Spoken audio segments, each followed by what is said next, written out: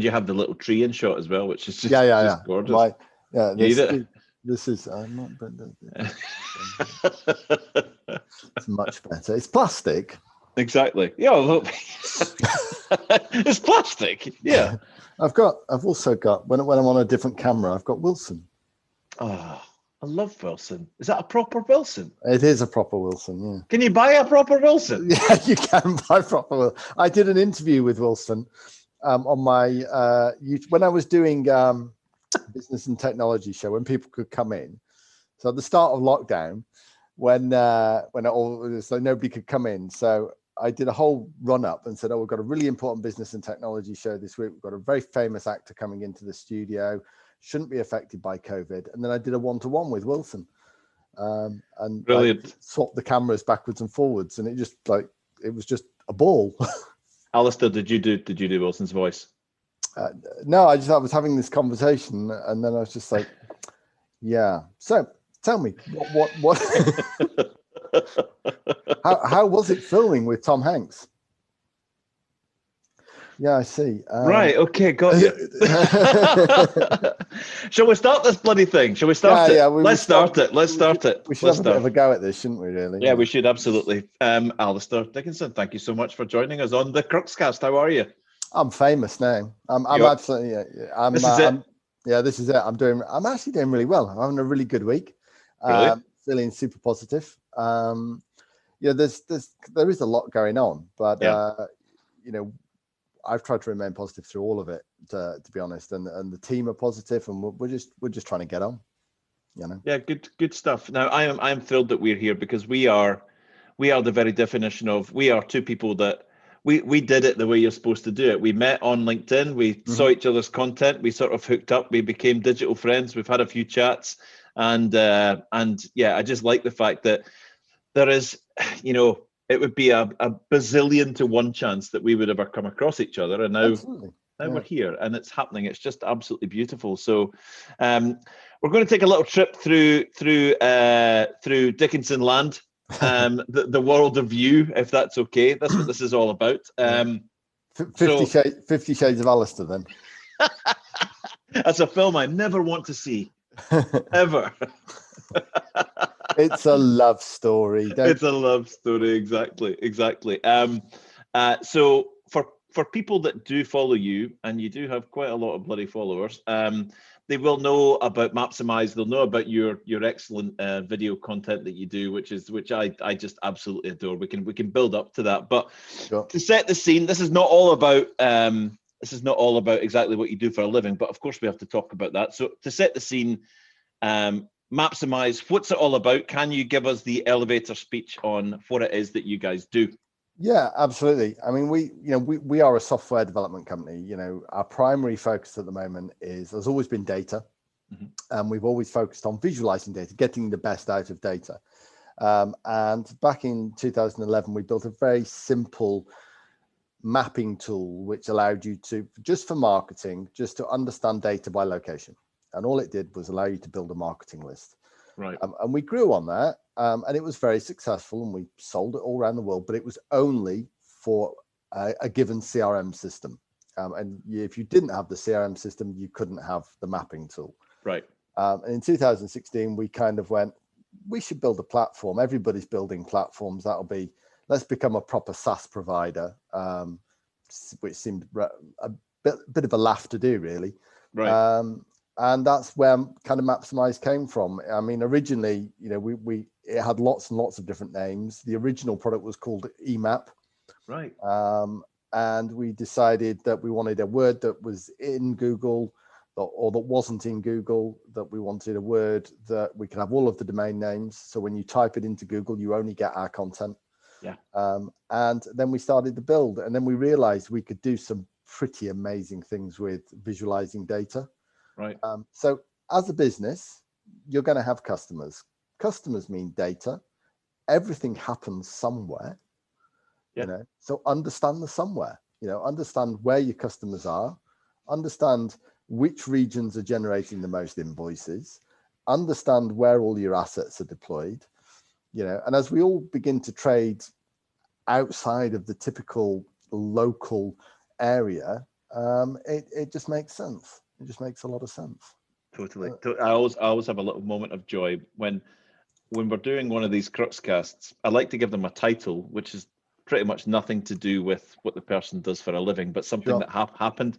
Understand the somewhere is a beauty, and if it's okay with you, we'll call it that, right? Yeah. Understand the somewhere is a little gem. I love that. So okay. So taking all that data, allowing people to visualize it, and understanding where it's from, what it's for, what it means. Just take it one step further for people who are like, well, I still don't know what he's on about. So your customers come from somewhere, finding out where they are and what they're doing and sort of clustering them. Is it to be able to get to visual plans on where all of our business is coming from, right? Absolutely. It's building the relationships between customers, because if you look at a spreadsheet, you get a list and loads of postcodes, but nobody actually knows where the postcodes are, right? It doesn't, PO, great. But if you actually kind of visualize it, I've actually got 10 customers in that area, so I could actually target that particular area. Right. And what we did a test with someone who was sending out 30,000 emails a week to all of their UK customers. And we said, well, why don't you break it down? You send Manchester an email. You've got 500 customers there. Send them an email. Don't send it to the 30,000. Just send them and talk in the email a bit about Manchester. And then do one for Birmingham or one for London and so on and so on and so on. And break down the UK into different regions. So find some news items about, put it into context. Yeah. And their read rate went up by about 62%. Crikey. And that bringing that into social, that's exactly what we're trying to get people to do with social when they're connecting with people and all of that. It's bringing that relevant sort of like content piece into people's, putting it right under their noses, right? Yeah. And back in 2005 there was this concept, and you might have heard the word. It was called big data. Yeah. And one of those great sort of acronyms and statements. Oh, we're going to do big data. Yeah. Problem with big data is it's super expensive to do. And if you're not Amazon or Facebook or one of them, you can't really do big data unless you've got your own data warehouse. But what you do have as a business is you might have a CRM or a finance system, or you might have some spreadsheets or a database. Well, if you connect all of that up, you get connected data, and then you get to use all of your data from all of the systems, but then you can visualize it by location. And I guess if you're visualizing it by location, you're then able to say why there, and what's working there, and how can we do more there, and how can we replicate that elsewhere, right? Or you get to see the gaps where there isn't none. And why are we missing that? Yeah, what's there? Go and have a look. It's full of fields. That's why. I love it. Right, so that should make it clear for everyone. Certainly made it clear for me. And I want to, clearly we'll go back a little bit in time, use the old time machine, go back a little bit in time and pull back up to today, because there's lots of other stuff we can be talking about, particularly talking about your sort of, one of my clients wrote a blog recently about the fact that he's the CEO of an industrial services company. They're a big drones inspection provider, global. And he wrote a blog about the fact that as the CEO of a modern company these days, he very much now understands that he's the CEO of an industrial drones company and the CEO of a social media company. Yeah, I mean, this rolls on actually, and I did a blog about some time ago actually, that actually as the CEO you own a media company. Yeah, big time. And if you're not producing media and you're not in your own media,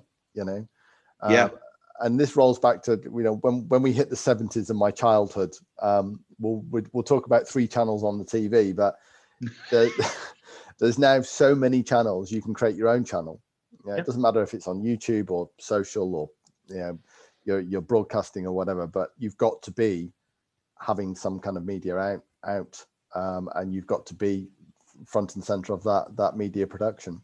Yeah, it's all change, absolutely. So let's do that. Let's juke back to where did you grow up? Where was the Yeah, I was born in Worcestershire, right. And we lived in Malvern, at the foot of the Malvern Hills, and we did live on a main road, but across from that was this massive common land, and as kids, we were just literally crossed over the road and went, off you go.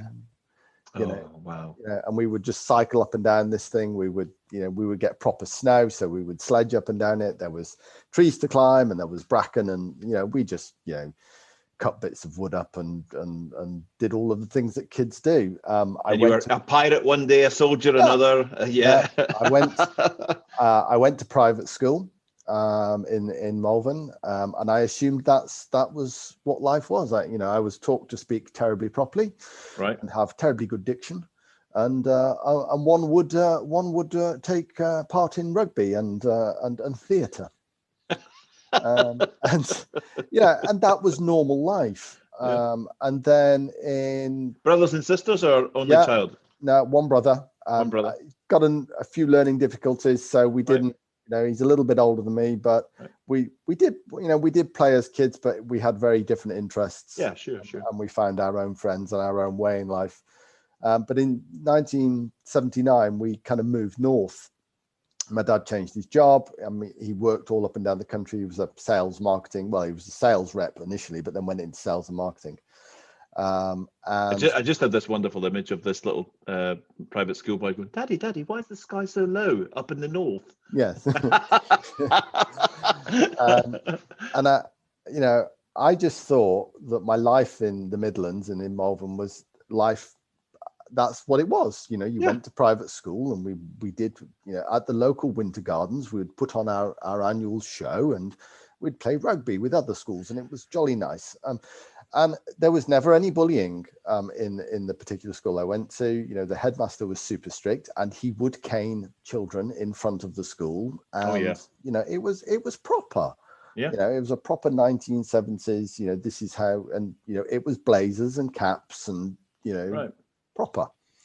And then we moved north, and we moved to a little village, which was probably bordering on a town, and it was on the Fylde coast, which is just sort of north of Blackpool, really. Yeah. And the sea wall was in our garden. What? So that was our house and about 10 foot of garden, and then this great big sea wall, and then this expanse of beach. Crikey. And in the summer, the tide never came in. Oh, man. So you went from the common across from the house in Malvern to a beach out the back of your garden? Yeah, pretty much. And that's how the interest in motorbikes and cars came about. Right. Now, my dad was always working, and he won't deny that. So we were kind of, as we grew up to be young teenagers, we became feral, basically. The school I went to was a bit, there was the typical kind of bully, and it was a bit naff, to be honest. The school play was done in the hall, and it was just, and I'm just like, where have you brought me? And one spoke properly at that time, and up and these lads didn't speak right proper, like. You must have just been a big target. Yeah. Might as well have been. And so, I kind of got through that, but I found this love of kind of motorbikes and cars and engines and anything that went fast. And we used to just literally take them over the seawall, because we had a kind of a ramp onto the beach, just down from the sort of house. And we used to take the bikes on the beach, and quad bikes and all of those kind of things. And we would just race them up and down. And then I did motocross for a little while, for a couple of years, till about 14. And then we realized that we could buy, it was a bit like Scrap Mechanic, but for real. We could buy cars from the junkyard. I mean, in the days when people would advertise a car outside the house for £5, and it was an MOT failure. Yep. That didn't mean it wasn't a beach car, and we would literally take it back to our garage, rip the windows out, rip the seats out, weld some bars into it, cut the wheel arches off it, put some big tires on it so we didn't flip it over, and we'd park it on the beach for the summer. What age? 14. Well, there was a group of us, because we'd all, put in like £5 or £10 to buy these wrecks. Can you imagine this happening now? I know. I mean, would you let your kids do this now? Yeah, absolutely not. What are you doing over there, you scamps? We're driving about in a car that we've built. Oh, well, as long as you're okay. Yeah. It's like, as long as you've got petrol. Don't forget wear a seatbelt. And we used to go up to on our bikes to the garage and fill up, these petrol cans. And they weren't the plastic petrol cans. These were like old oil cans. You Yeah. Ride it back, it'll be fine, Local constabulary never bother with you? Well, occasionally. It was open between 3 o'clock and 4 o'clock in weekdays, the police station. Sundays it was closed. And on Saturday afternoon, they would make a bit of an effort, but they would usually come down and have a look and, give us a bit of safety and all of that kind of stuff. And no, you want to be putting the clutch down a bit earlier, Alistair. That kind of thing. Thank you. And we used to, and I think the best thing, the best car we ever bought was a V8 Rover SDI. Oh my God. And we just parked on the beach, and we just just nuts. We had Fiestas and all sorts, marinas and anything that we could buy for 20 quid. We would just trash them over the summer, and then we'd take them to the scrapyard or get the scrapyard to pick them up, and we'd get our 20 quid back. My goodness me. Yeah, and that was kind of fairly normal life. And then the feral aspect of this group kind of once we could drive for real and get out on the road and be at 17, that's kind of when it really did all go wrong. We did lose a few friends that got, especially on bikes and cars. And oh no. Yeah, I think out of the group of about 20 by then, we probably lost 4 on motorbikes within the first 3 years. That didn't make it to 20. And we just got used to going to, bike accident funerals and not always our group, because there were other groups and they lapped over. And yeah, of course. Where we lived in the village, there was lots of other villages around. So there was another group of lads that did the same sort of thing. So we stopped riding bikes probably about 18, 19. I had a road bike for about 3 weeks and decided I didn't like it because it wasn't the same as motocross. Motocross, sure. It all goes in the same direction quickly. Yeah. And road bikes don't, and you hit things like cars, and it's not, it's not as much fun, to be honest. No, it's not. So we kind of got rid of that, and we got into the whole hot hatch GTI. GTI. I had an Astra GTE. What were you doing at this point, sort of work-wise? Work-wise, so I don't know how I afforded these things. I really don't. But I was when I left school, because I didn't go to a particularly good school, so I left with no qualifications. Right. Well, actually, no, I got a CSE in art, which was useful. I failed maths and English pretty much, and I think I might have got a grade or a pass grade in something like history. So really good for being a CEO of a tech company. I pretty much nailed it. And I had a friend that was a lighting engineer, right? And he went on tour with the likes of Bon Jovi in Europe and Eurasia, and I kind of went, I want to do that job. I quite fancy doing that job. I quite fancy touring around putting lights up. So when I turned 16, I just went to the company he worked for and I said, I'd like to do what John does. And they went, that's okay. You'll need to be an qualified electrician. And I said, oh, right. Okay. Where do I take that test? And they went, no, you'll have to do an apprenticeship. And I was like, oh, okay. Right. How long does that take? Is it a few weeks? And he said, well, no, it's 4 years. Yeah. Oh, okay. So off I went, and I got a job as I found an apprenticeship, and I found an electrical company. I said, hello, I'd like to be an apprentice. And he went, that's good, because we've got some spaces for government trainee apprenticeships. So would you like to do that? I said, sounds good. So when what? I'm interested. What year was that? Do you remember? 86. So in 1986, I left school and went to start an electrical apprenticeship. Yeah. The two of us. So we were both doing that at the same time. Right. Okay. Incredible. Yeah. And we didn't do the houses. We did the big industrial stuff. So I spent most of my time at British Aerospace Wharton. That's funny. I did big industrial too. Yeah. That's incredible. So you're British Aerospace Wharton, right? Yeah. And Samlesbury. We did the hangars. We did all the fire alarms. We did big cable, big the armored cables, all of that kind of stuff going in. New hangars were built. So we did all of that kind of electrical work. And it was good fun. Typical young lads, banter, no health and safety. Well, probably a little bit, when the guy came round. That was normal. But because we worked pretty much crazy hours, after my first year, I got paid overtime, and I suddenly realized that I was being paid whatever the rate was. It was £2 an hour probably, which sounds ridiculous now, but then you got time and a half, and after so many hours you got double time. You were in at the weekends, and suddenly as a 17-year-old, you've got a bit of money in your pocket. I was probably earning 300 quid a week. Oh yeah, easily. I remember my bank when I was in my third year apprenticeship, and I was working in a refinery. So we were getting extra bonuses for being in the live refinery. We were getting an offshore rate onshore, plus all sorts of bonuses, plus all sorts of blah, blah, blahs. And I was working most nights late and all weekends late as well. And the bank manager, I remember a bank manager calling me in because they thought I was a drug dealer. There was so much money going into my account. I had no time to ever spend it.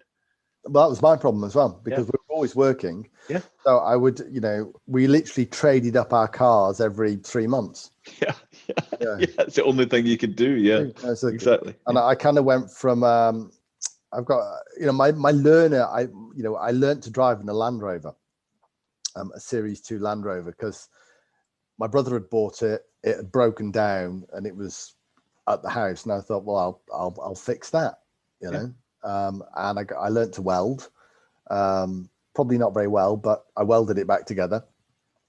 Chassis had gone underneath, because I don't know if you know, but Land Rovers run on these big kind of girders underneath, and so plated and cut those, and then sprayed it and put some wheel arches on it, put some new wheels on it, and that was pretty much a mobile bar after I learned to drive, because we could get about 8 people in it. We used to kind of drive around, have barbecues in it, not in it, but have barbecues near the beach, and then drive it back. And I obviously wasn't drinking, but we had CB radios, we had ghetto blasters in it, and all the spotlights on the roof, and it was like spring fling in a Land Rover. It was brilliant. We were just allowed to go anywhere. So did you finish the electrical apprenticeship? No. So I'd done my first year. I did my second year. I did my second year exams, and I was coming up to my final, when you have to go and do that test. I did the final exam, and then you have to go and do that test. That practical bit. Yeah, that practical bit. All the conduit and all that. Yeah. And I was booked in to do that, and then I would have been a spark. I'm a spark now. I'm a spark. You can't talk to me like that. I'm a spark. I'm a spark. And I was working on my own. We were finishing off a job in Bolton, which was the educational college, and it was all of the engineering labs. And I was going round putting all of the trunking lid on. Because I'd done all the wiring, we'd done all the drops, and I thought, well, we'll just go around. And it was a polished concrete floor. With that kind of, it's polished, but it's kind of knobbly bits in it. That really, I'm not going to say hard concrete, because all concrete's hard, but that kind of like marbly finish stuff. Yes. And there's lots of machines in the room, and I put a ladder up against the wall, which was wooden, because that's what you had. There were all of the modern sucker feet and all of that, and there was meant to be someone footing it, but we were short on resource, so I was just scampering up, putting lid on, bouncing, and it went from under me. And I came down, I hit one of the machines, bounced off there, and then landed on the top of my hip, and shattered it in 16 places, right across the pelvis, lower pubic rami, went through the floor of the acetabulum. I made a real mess. And what age exactly? I was 20. You were 20. Crikey. And I was 3 weeks short of doing my final test. And I couldn't move. And everybody panicked. They called an ambulance. I got 2 ambulances arrive.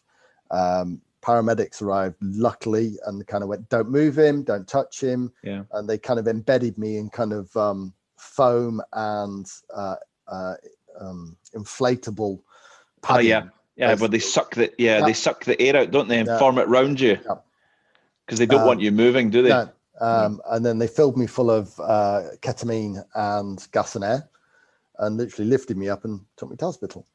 And they said, we think it's serious, so that's it. And they kind of did an X-ray in place and went, put him on the ward. We can't operate on it. It's too badly broken. And the consultant came probably that day, or that it was a bit of a blur because they gave me a lot of drugs. And the consultant came and he kind of looked, and I still remember to this day, and this is probably one of the most, the life-changing points, because I obviously wasn't meant to be an electrician. And he just scanned up and down the kind of clipboard and went, son, you are lucky to be alive. And it was just like, oh, okay. So you were that smashed up, that you were close to just just being, Usually what happens with that kind of injury is the leg then goes up into the torso, and damages things. Well, you're dead. You're dead. Yeah. Oh my God. And he said, I've never seen one this bad that's kind of actually held in place. Like when you shut and you break a windscreen and it just goes. Yeah. It had done that, but it was still in place. And he said, if I open that up, it'll just fall to bits. Yeah. He said, you'll just have nothing there. Just broken crockery. Yeah. So he said, we're going to pad you. They put sandbags in the bed with me and they padded it up. And he said, I'm going to leave you there for a couple of weeks and I'm going to see if it starts to knit back together. He said, if it doesn't, or if it does, he said, I can put some plates in. Right. And we can try and stitch it back together, but you might not walk again. You might not be able to put any weight on it. He said, but let's go day at a time. And they left me there. They kept me pretty much knocked out. I was conscious, but it was la la land. People coming and going. I was like, this is nice. Hello. Who are you? And about after 2, and obviously people would come and see me and I don't remember. And, and after kind of 2 weeks, they decided to x-ray me. And the same consultant came back. And luckily this consultant was recognized in his field. He was just the right guy in the right place on all of those kind of things. And he kind of came back and he said, he said, from what you did to where you are now in 2 weeks, he said, I have never seen bone knit so fast. He said, in fact, so much so that I'm not going to have to plate it. He said, we're just going to leave you for 8 weeks. And the way it's healing is all of the breaks should heal. And we might be able to get you up. So 8 weeks later, they got me up. And I'd lost quite a lot of weight, and they said, don't put any weight on it for God's sake, because it was my left leg. Yeah. And they sort of said, just get up, lift that, and we kind of did a lot of therapy, but I got mobile. And then after about 10 weeks, they sent me home. And they didn't send me home with the collection of drugs that I'd been taking. They just kind of went, it was great. I was like, I'd got an opiate addiction by this time, I think, because the first, 4 or 5 weeks of being out of hospital, only having kind of ibuprofen, I pretty much lived in bed and I was rattling. I bet you were. I bet, yeah, absolutely. I had massive withdrawal, and it wasn't very pleasant. I wouldn't, anybody who voluntarily takes opiates for fun, I was like, yeah, really, do you know what it's like to come off? So was this learning to walk again, or were you still able to walk but in a lot of pain? Well, I didn't put my foot down again then for another 9 months. Seriously, yeah. I had to have my 21st. I had my 21st birthday on crutches. Right. And I literally had to do non-weight bearing, so I never went out. And that's really kind of when the depression kicked in, and the fact that I had lost my job. I had no income. I couldn't drive. I could barely walk. And I was kind of home alone, really, because my mum and dad had got divorced by this time, and my mum was working, and she worked early mornings to afternoon shift, till about 3. So I had that kind of time slot, and my brother had moved out. So there was that sort of that whole, pretty much the whole day time slot of just being sat doing nothing. And I literally just didn't know what to do. Yeah. And that kind of progressed really, and got deeper and deeper and deeper down the cycle of anxiety and depression and all of the things that come with it. And I was able to start walking again. And when I was kind of late 21, it was probably I would say maybe like 15 months after the actual accident.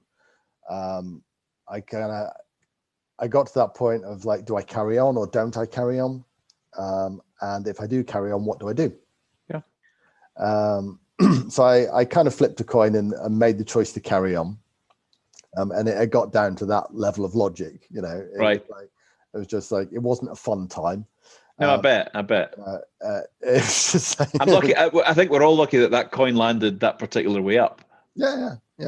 As it did. So I got on a bus and I went to I took my medical report, which was literally, from this consultant, and I'd had MRIs and I'd had X-rays and I even had, dye packs put in to see the damage, and all of the kind of stuff, to just make sure that it was.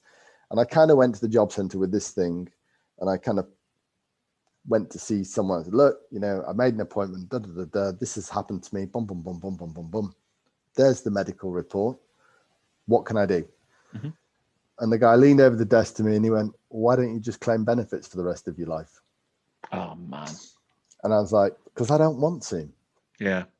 I want to do something, just even if I get a job in it, if I'm even sticking stamps on envelopes, just I'm doing something. Yeah. I just want to do something.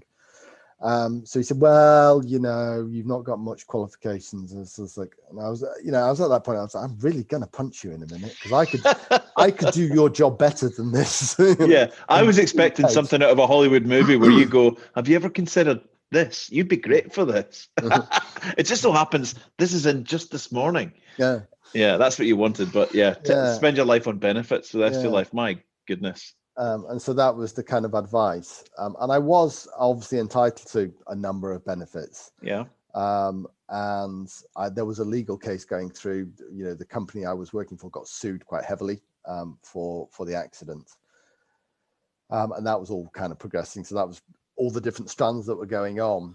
And I sort of, as I was walking out the job center, there was one of those kind of flyer things, the kind of stands, and it said, oh, go to college and learn information technology. We need you, with the guide. And there was a person sat at us. And I said, what's this all about? And he said, oh, it's for people that can't get a job, or that have been long-term unemployed, or blah, blah, blah, blah, blah. We'll pay for the first year. To do information technology. And I sort of said, well, can I do that? And I explained, and they went, yeah, absolutely. Here's a voucher. I said, well, why doesn't the guy upstairs know this? Yeah. And he said, why have I had to spot this? Yeah. I could have walked past this. Yeah. And they said, well, that's a different department. No. I'm getting a sense now of being 2021 and thinking the world's a mess. Yeah. There's got to be some connection here. So I kind of went to the college and said, can I do this course? And they said, well, you'll need to do a foundation course first. And that course doesn't actually start till next September, but we do have a foundation course running over the summer. And I said, okay. I said, but how do I pay for the foundation course? No, the foundation course is free if you've got a voucher for the September course. I said, okay, I'll come and do the foundation course. And we're talking WordPerfect and SuperCalc and those kind of things. And I was good at it. Ooh.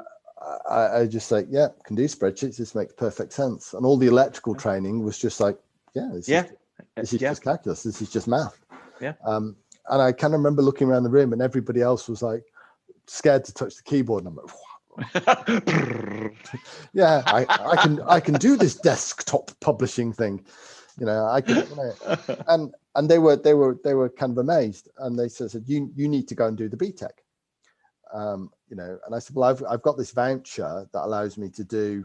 It wasn't a BTEC, it was the one before. And they went, no. They said, you need to come and do the BTEC. You need to not do business technology. You need to do, no, not information technology. You need to do software engineering. You've got this mindset. I can totally see it with you. And I said, well, how much does that cost? And I said, because, this is the situation, I've got kind of benefits, but and they went, we'll take the voucher. Alistair. We'll take the voucher and we'll pretend that you're on that course, but you're on this course. And we'll just, He said, because it's pretty much the same price and we don't really care, to be honest.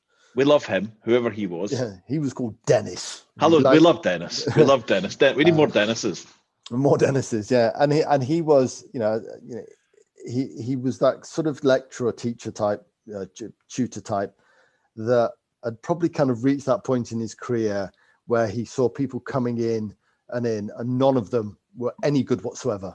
Mm-hmm. And he was just wasting his time writing on the board. And suddenly he got a little glimmer of hope. Yeah, and he kind of went, and he was doing this sort of like, well, we're going to do procedures and logic, and everybody else in the room was like, and I was like, oh right, so basically you're going to start here, you're going to do this, boom, boom, boom, boom. Oh, we've got a for loop. Oh, okay, I get that, but what happens if I do this, this, and this? And he was like, I like you. I like you. But yeah. He pretty much sat with me and taught me how to program in some inane language. I can't remember what it was, but it was something. And then I had to pay for the second year because the voucher only covered the first year. It's a 2-year course. And it was 1,500 quid. And, my mum went, yeah, okay, we'll do it. Yeah, we don't have it, but we'll do it. Because you're going to get some money back at some point. And the benefit, I was entitled to quite a lot of injury benefit, but there was various cases you had to go through to get it. And then they would back pay it. Yeah. So there was this lump of money coming. So at some point, so I did it, and I finished that particular BTEC with 4 distinctions and 2 merits. Outstanding. From standing start, and remembering that I'd left school with nothing, pretty much. Correct. And having no ability to learn. And then I was going to go to Lancashire, what it's now called Lancashire University, but it was Preston Poly or Polytechnic. And one day I get this phone call. I was going to literally start in the following September at Preston. And I get this phone call over the summer from Leeds University. And I hadn't applied to Leeds University, so I'm not sure where the whole data protection thing came in here, but they had obviously tracked me down somewhere and went, you're a mature student and you're injured. And I said, yeah, we want you.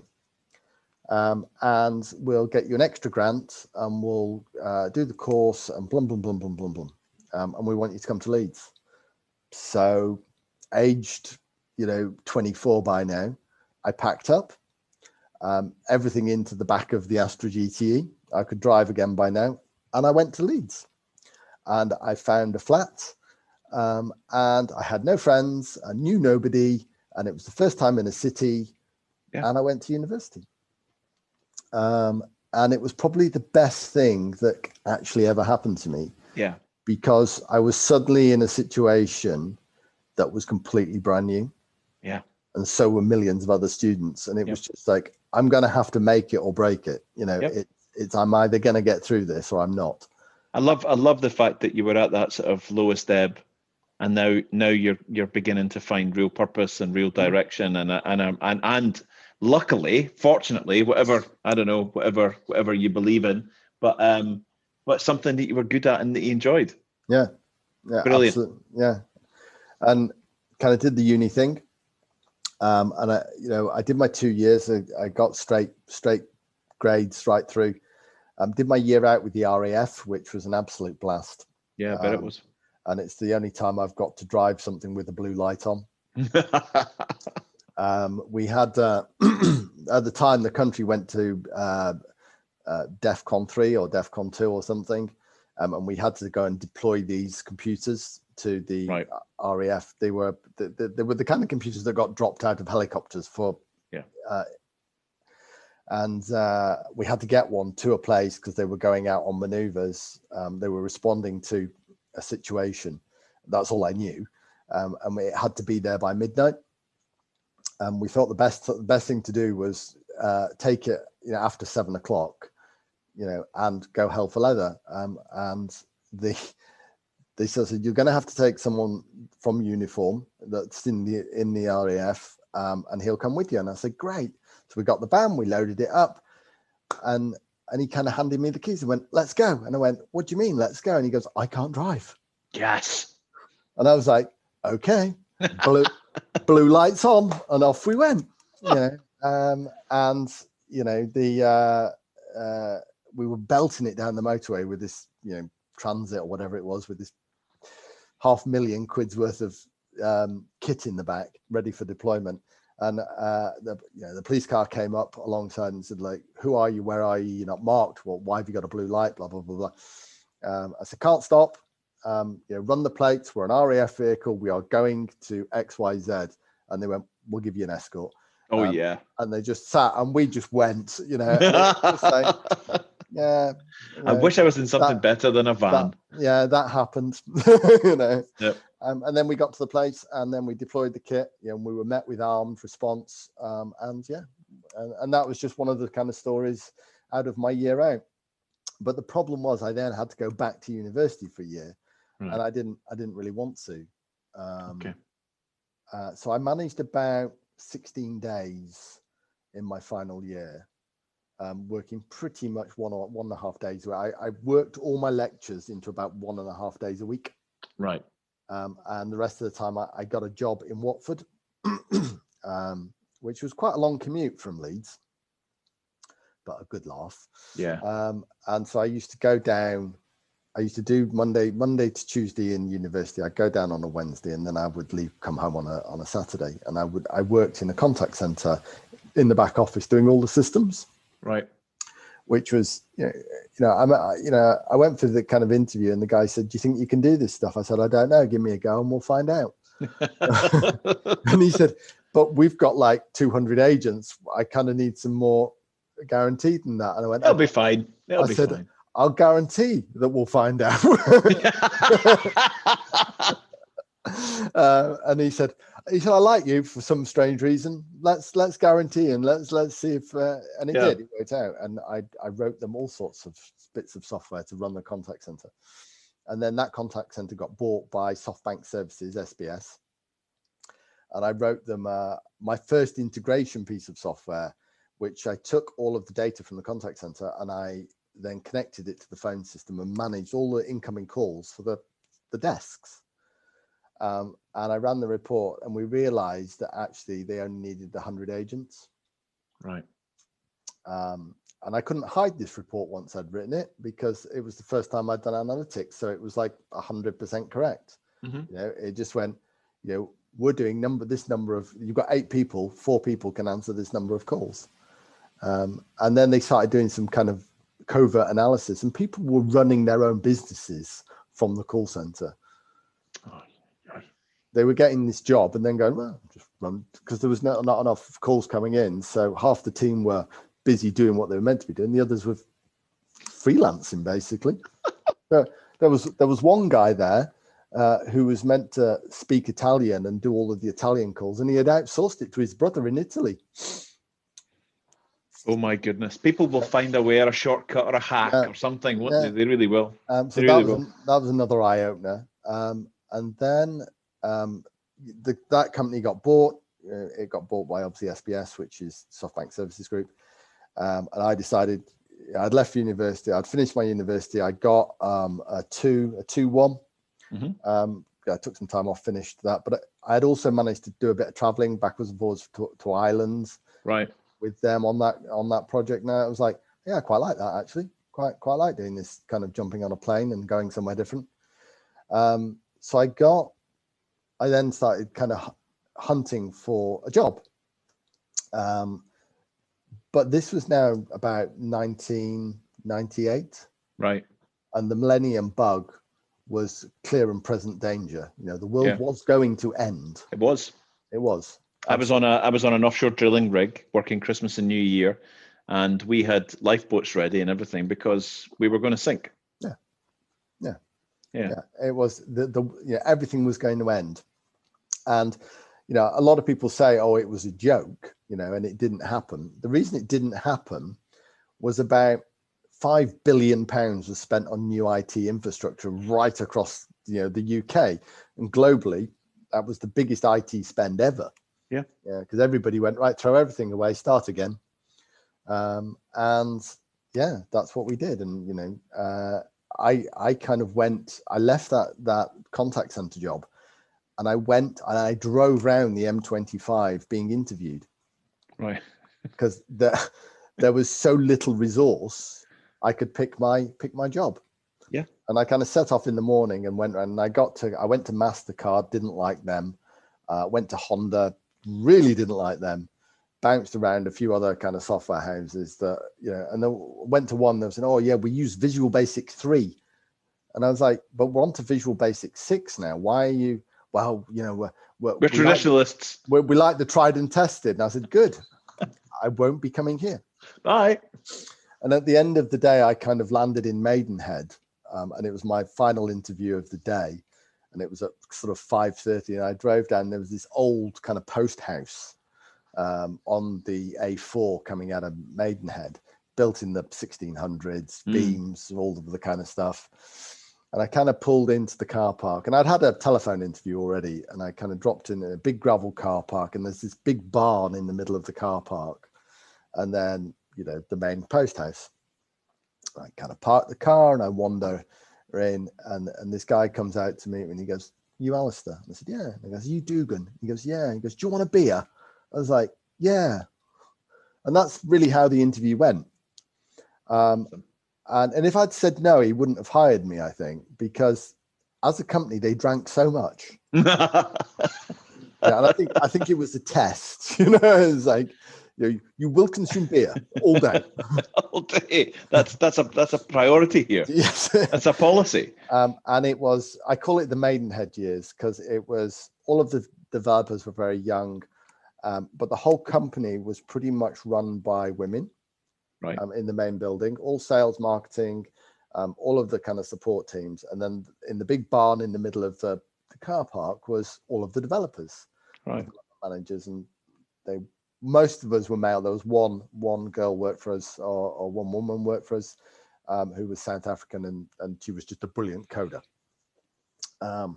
And yeah, we built software, and we came out of the millennium bug, and we were doing projects with technology that people hadn't even heard of. You know, we were doing XML in 1999 when it hadn't even got a standard. And we were building web-based solutions for banks and for building societies. And I remember one of the projects I had to do was for a particular finance organization that financed things like aeroplanes, but fleets of aeroplanes. Right. So not small loans, but they would sell off bits of the loan, and they would move the loan, and another company would take a bit of the loan. So I had to kind of move all of the analytics around to move this money around. So it ended up at the right offshore company here, there, and everywhere. And that was a brilliant, brilliant project. And I was really surprised it worked. But it was just like, it went through their very rigorous QA process, and they went, yeah, actually, it works. You know, I was just like, yeah, I wrote that. So with all this software and all this tech now becoming so front and center in your professional life, I'm just pulling up to where you are now. So if anyone who goes on has a look at your beautiful profile, which I find quite interesting today, by the way, because I do love this. I've just, you know, looking at your profile just now on LinkedIn. One of the recommendations that LinkedIn has given me that people also viewed today, as well as Alistair's profile, you might want to check out Rishi Sunak. Yeah. Well, I mean, obviously good friends. We're mates. Yeah. Yeah, it's really funny actually, because I'm quite connected. Well, I'm in a group here on the island with the local MP, and we kind of talk about, because there's a big drive to try and get the island to be a tech hub. I don't think you've said where you are yet. Oh, I'm on the Isle of Wight. Cool. And there is this drug, because it's obviously a very tourist destination here. The MP wants to create a Silicon Island or a tech island or something, because just there's a few tech companies here, but just nowhere near. And we've got, gigabit broadband to the door in 60% of houses. Seriously? The government did this big investment of fibering the island. And every house has got 5 strands of gigabit fiber to their door. Outstanding. So I've got 5 gigabytes that I can use. The company that rolled it in went, yeah, you can only use one of them at the moment because the tech's not there to actually support 5. But we've given you 5 cables because, why not? We've got super fast fiber to the door. And it's not shared. It's literally door to exchange. Yeah, sure. So we've got direct connections. So loads of businesses could come here and really kind of settle and do lots of remote tech stuff. But that's a kind of different story. And our MP is very friendly with Rishi Sunak. So, we're buds, basically. Buddies. Yeah, My question was, on this massive sort of like tech highway that is your profile, you get to a little point, a little beautiful sort of like mark where you go, how did he do that? Chief Executive Officer of Blackberry Lane Preschool. What happened there? Interesting story, actually. Quite a sad one. Oh no.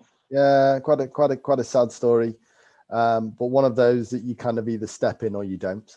Right. And I chose to. My kids were at preschool. My daughter she had actually gone up to school, but my son had just kind of started going to preschool. And we had been involved, in the barbecue and the kind of stuff, because my kids had gone through. And I'd given them some advice, because it was one of those preschools that had kind of started in the church hall, right, with a bunch of mums. And then they had to meet all of the regulation, and they got a new unit at the school. And I said, well, you want to do a bit of this and a bit of that, and a few policies may be a good idea. And we could do some HR over here. And then the owner that had set it all up, there was 2 women that had set it up. She'd got to kind of 68 and said, yeah, I'm done. Yeah. I want to retire. It's stable now. It's funded. It gets its money. It had already just got its very first Ofsted outstanding review. And it was the only one on the island that had an outstanding review at the time. And it was a good time. And she said, it's a good time. And 2 weeks later, she was diagnosed with cancer. Oh, for goodness sake. And 4 weeks later, she was dead. And it was just like, because the plan was that she would come in and still run, but not be involved with the kids. And it fell apart. And as as she was dying, we went to see her, and she said to me, please, Alistair, don't let my preschool die. Don't, you are capable of making that happen, putting the controls in place. So I did. And I kind of walked in and said, right, I'm your new CEO. This is how we're going to run it. I upset a few people along with the original other owner. And I said, we either do it this way or it closes. Yeah. Because we don't have the money, and we've got regulation to meet. And we got a new manager who was ex-military that had run preschools in the RAF or Army. And I spent 3 or 4 years, whatever it says on my profile, making a preschool into actually a proper organization that had lots and lots of assets. And by the time I'd finished, we had a surplus cash, because it's a charity, so we weren't allowed to make profit. We had surplus cash of about 140,000. From being in the red? From being in the red, yeah. Crikey. And every member of our staff had stayed because we paid them more than the local average. And all I did, I maximized the unit for the number of children. Yeah. Instead of going, they can come when they want to. I was like, can they? Hellas like. Right. These are your hours. And if you want to do Breakfast Club, it's £5. I love it. I love it. And that's how I got to do that. And we got it to a stage where it was ready to buy a nursery and handle children from 6 months. And I said, right, I'm done. I don't need to do anymore. And they bought the nursery, and they still go today, from strength to strength. No, outstanding, and I love the fact that you're right. It was well, you could have said, yeah, it's shocking, bye, or step up, and you did. I love that. Yeah, it's voluntary role. It's not something I get, but it was great to be able to take something from kind of zero to hero. In a few years. And I also love the fact that had it not been for the horrendous injury that you had, you would have been, a foreman, electrician, or it's bizarre, sliding doors, right? Yeah, sliding doors, absolutely. And then into my CRM, and then into Mapsimise, and all of that. Listen, we're always killed for time on these things, but and yet again, I've done another one of these bloody things with someone so interesting that we haven't really scratched the surface. So we need to book a date at some point in the future to do it again. Round two. But yeah, round two, without a doubt, because there's so much to discuss. But with all that's been going on this year, last year, COVID, pandemics, all the economy being trashed, and business in the shape that it's in across sectors, what concerns you most about what worries you? You're quite a positive person anyway, but you're also an intelligent person, so you must have some concerns about what's happened to us and potential recoveries. What sort of makes you occasionally maybe start to bite the fingernails a little bit with concern? So it's not really me. I don't really worry about me, because you've got some of my backstory, and if I'm faced with adversity, I'll just go and find a solution. That's how I've always been, and that's fairly normal for me. But I do worry what direction we're going in, right? I do, as a country. And when I say a country, I mean the whole of the UK. I do worry about the lowest paid and the lack of opportunity. The whole concept of the gap getting bigger, where the less paid get poorer.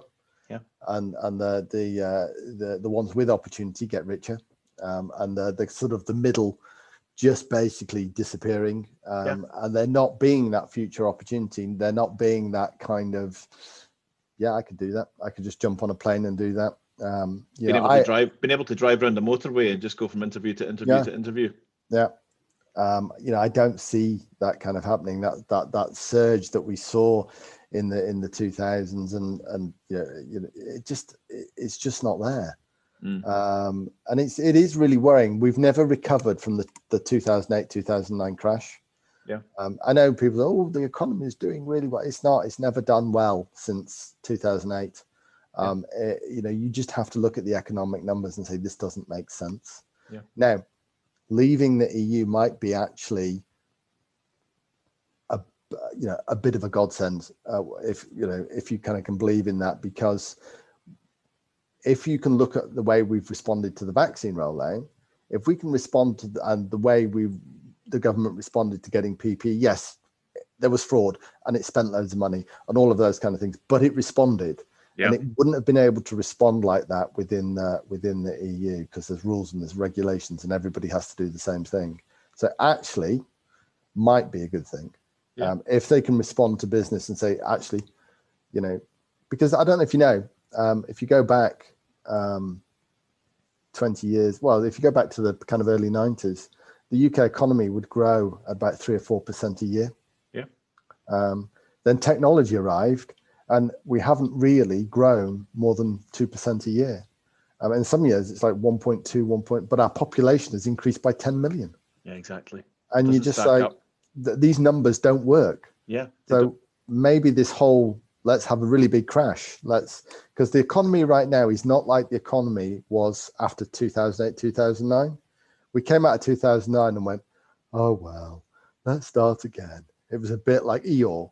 As actually right now, the economy is coiled like a spring, and it's ready to explode. You can see people, businesses owners are so positive, but they just want to get going.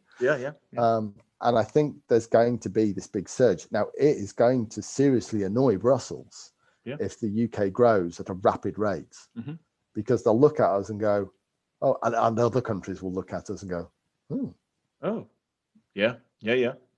maybe this is a, and there are other factors here, that Scotland might decide to build a wall and or a big canal.